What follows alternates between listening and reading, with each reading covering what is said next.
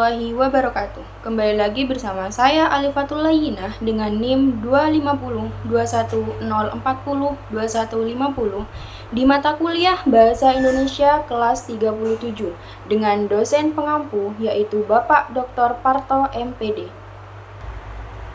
Halo semuanya, kalian sadar nggak sih? Setiap hari kita memakai bahasa Indonesia, tapi jarang sekali kita mikir betapa hebatnya bahasa kita. Ternyata bahasa Indonesia sudah mendunia, bahkan mempunyai potensi besar untuk menjadi bahasa internasional.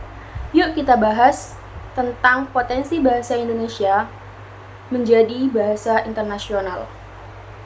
Oke, untuk yang pertama, apa sih bahasa Indonesia itu?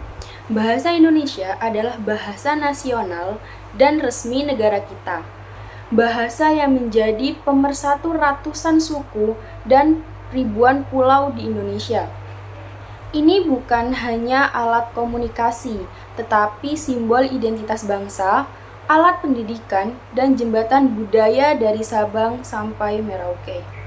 Saat ini, ada lebih dari 275 juta penutur bahasa Indonesia di dunia.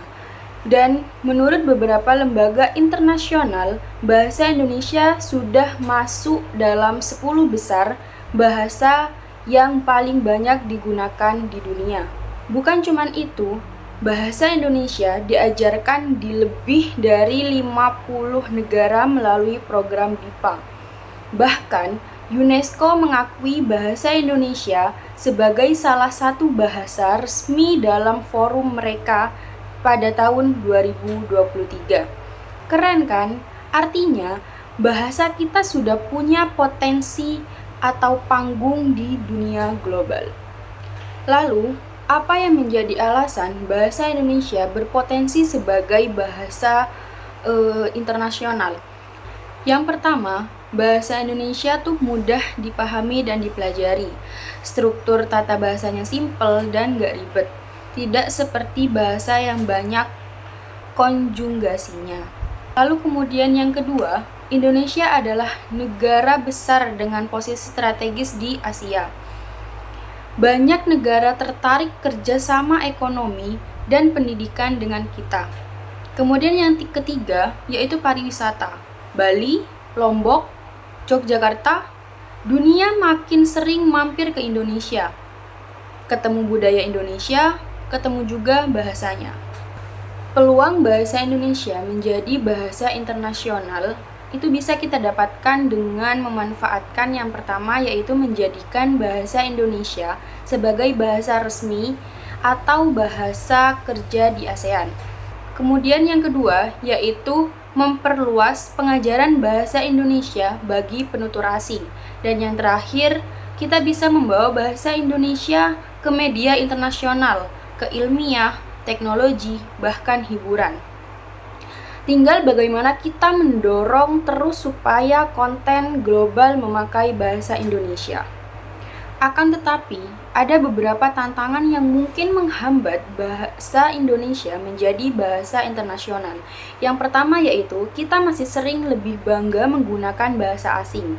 Pengajar dan materi di luar negeri masih perlu diperbanyak. Dan istilah ilmiah bahasa Indonesia masih harus diperkuat.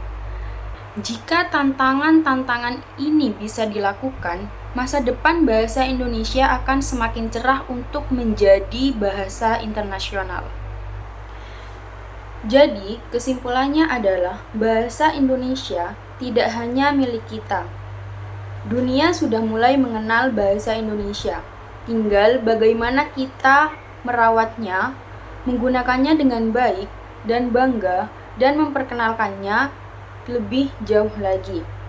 Karena jika bukan kita, lalu siapa lagi yang berpotensi menjadikan bahasa Indonesia ini menjadi bahasa internasional?